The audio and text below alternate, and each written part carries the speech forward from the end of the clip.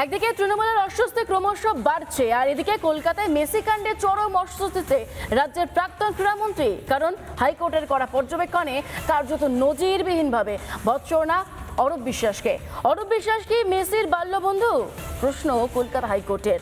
আদালতের নির্দেশ ছাড়া রাজ্য ছাড়তে পারবেন না। মামলার পরবর্তী শুনানি 4 অগস্ট।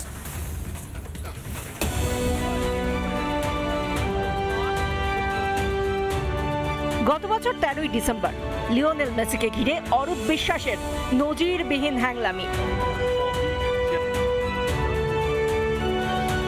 মামলা দায়ের হতেই জেলে যাওয়ার আতঙ্কে অরূপ রক্ষা কবচ পেতে হাইকোর্টে ছোটেন প্রাক্তন ক্রীড়ামন্ত্রী। বুধবার ছিল সেই মামলারই শুনানি। গোটা ঘটনায় প্রাক্তন মন্ত্রীকে তীব্র ভর্ৎসনা করেন বিচারপতি সৌগত ভট্টাচার্য।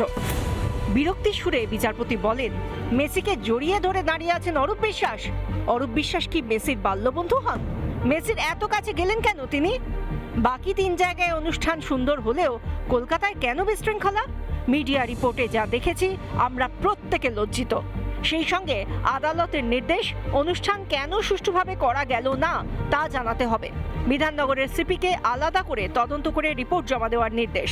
বিধাননগরের কমিশনারকে নির্দেশ দিয়েছে কলকাতা হাইকোর্ট, নতুন করে তদন্ত করতে হবে, নতুন করে তদন্ত করে আদালতে জানাতে হবে সুস্থভাবে পরিচালনা করা গেল না অনুষ্ঠান। অরূপ বিশ্বাসকে নিজের পাসপোর্ট জমা রাখতে হবে, তিনি কলকাতার বাইরে যেতে পারবেন না সহ একাধিক শর্ত দিয়েছে কলকাতা হাইকোর্ট। যুব সমাজের এত স্বপ্ন, এত কষ্ট করে তারা টিকিট কেটে তারা যখন মেসিকে দেখতে গেছিলেন, গিয়ে তারা বুঝলেন যে তারা মেসিকে দেখতে এসেছেন না অরূপ বিশ্বাসকে দেখতে এসেছেন, তাদের কাছে এটা স্পষ্ট হয়নি। এটা আমাদেরও প্রশ্ন ছিল এবং প্রতিটা সাধারণ মানুষেরও প্রশ্ন ছিল যে এমন ভাবে জড়িয়ে ধরে মেসিকে দাঁড়িয়েছিলেন যেন উনি বাল্যবন্ধু ছিলেন। হাইকোর্ট খুব যথাযথ এই প্রশ্নটা করেছে। একসময় ক্ষমতার দম্ভে যা খুশি তাই করেছিলেন অরূপ বিশ্বাসরা। বাঙালির ফুটবল আবেগকে পায়ে মারিয়েছিলেন। ব্যক্তিগত স্বার্থে সেদিন নির্লজ্জ হ্যাংলামি করেছিলেন। একদিকে ভোটে ভরাডুবি, সেই সঙ্গে বুধবার হাইকোর্টের থাপ্পড়। সব অহংকার চূর্ণ বিচূর্ণ প্রাক্তন ক্রীড়ামন্ত্রীর। রিপাবলিক বাংলা। নানা ধরনের কন্টেন্ট দেখার জন্য লাইক করুন, শেয়ার করুন আমাদের ফেসবুক পেজ, সাবস্ক্রাইব করুন আমাদের ইউটিউব চ্যানেল। পাশাপাশি অন্যান্য ব্রেকিং নিউজের জন্য অবশ্যই চোখ রাখুন রিপাবলিক বাংলায়।